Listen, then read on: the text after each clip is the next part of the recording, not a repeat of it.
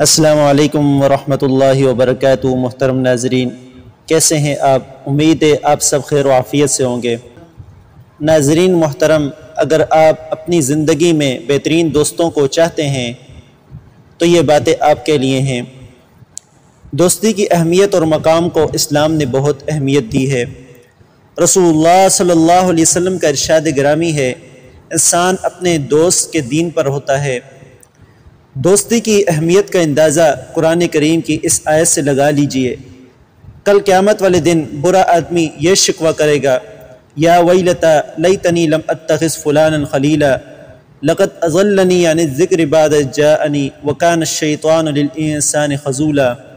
ہائے میری بربادی، اے کاش میں نے فلاں کو دنیا میں دوست نہ بنایا ہوتا، بے شک اس نے میرے پاس نصیحت آ جانے کے بعد مجھے اس سے بہکا دیا۔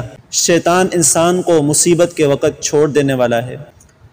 حضرت ابو جحیفہ رضی اللہ عنہ سے روایت ہے، رسول اللہ صلی اللہ علیہ وسلم نے فرمایا، بڑوں کے پاس بیٹھا کرو، علماء سے باتیں پوچھا کرو اور حکمت والوں سے میل جوڑ رکھو۔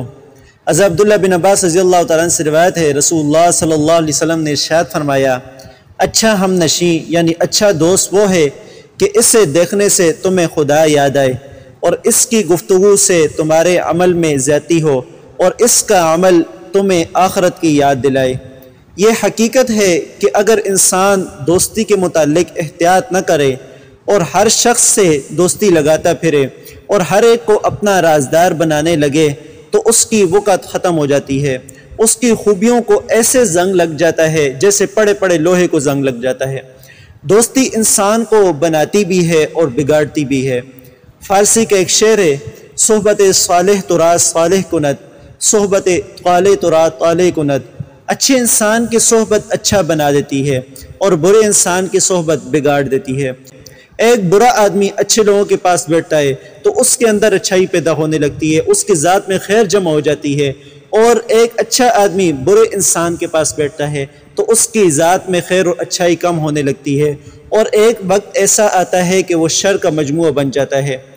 اس کی مثال یوں سمجھیے کہ اگر پھلوں کے ایک ٹوکری میں ایک خراب پھل کو رکھ دیں تو 2-3 دن میں تمام پھلوں کے اندر سے بدبو پیدا ہونے لگتی ہے۔ اسی طرح ایک برا انسان جدھر جاتا ہے وہاں اپنی برائی چھوڑتا ہے اور دوسروں کی اچھائی چھین لیتا ہے۔ حضرت علی رضی اللہ تعالیٰ نے اپنے فرزند کو نصیحت کرتے ہوئے فرمایا، اے فرزند، بے وقوف سے دوستی نہ کرنا، کیونکہ وہ تمہیں فائدہ پہنچانا چاہے گا تو نقصان پہنچائے گا، اور بخیل سے دوستی نہ کرنا، کیونکہ جب تمہیں اس کی مدد کی احتیاج ہوگی وہ تم سے دور بھاگے گا، اور بدکردار سے دوستی نہ کرنا کہ وہ تمہیں کوڑیوں کے مول بیچ دے گا، اور جھوٹے آدمی سے دوستی نہ کرنا کیونکہ وہ شراب کی مانند تمہارے لیے دور کی چیزوں کو قریب اور قریب کی چیزوں کو دور کر دے گا۔ حضرت حسن بصری رحمہ اللہ تعالیٰ فرماتے ہیں کہ بیوقوف سے کنارہ کشی اختیار کرنا اللہ کی قربت کا ذریعہ ہے، اور عقل مند سے دوستی کرنا دینداری کا ذریعہ ہے۔ مومن آدمی کا اکرام کرنا ایسا ہے جیسے کہ اللہ سبحانہ و تعالیٰ کا اکرام کرنا۔ جیسے انسان کی دوستی اور صحبت ہوتی ہے، انسان کا مزاج، اخلاق و کردار ویسا ہی بن جاتا ہے۔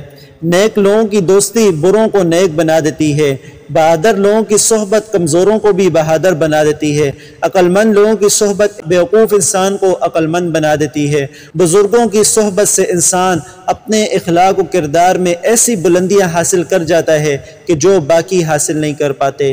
مثبت سوچ رکھنے والوں کی صحبت بیمار انسان کو بھی زندہ اور تندرست کر دیتی ہے، جبکہ منفی سوچ رکھنے والے انسان کی دوستی ہر لحاظ سے انسان کو مردہ کر دیتی ہے۔ اچھا دوست اللہ سبحانہ و تعالیٰ کی ایک عظیم نعمت ہے جو انسان کو اچھائی پر لگا دیتا ہے، مشکل وقت میں اس کا سہارا بنتا ہے اور راز کی حفاظت کرتا ہے، اپنے دوست کی غلطیوں پر پردہ ڈالتا ہے۔ عقل مند لوگ کہتے ہیں کہ جہاں تمہیں صداقت اور خلوص نظر آئے یعنی سچائی اور اخلاص نظر آئے وہاں دوستی کا ہاتھ بڑھاؤ، ورنہ تمہاری تنہائی تمہاری بہترین ساتھی ہے۔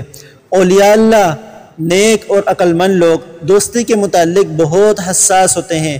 اللہ سبحانہ و تعالی ہمیں تمام باتوں پر صدق و یقین کے ساتھ عمل کرنے کی توفیق عطا فرمائے، آمین ثم آمین۔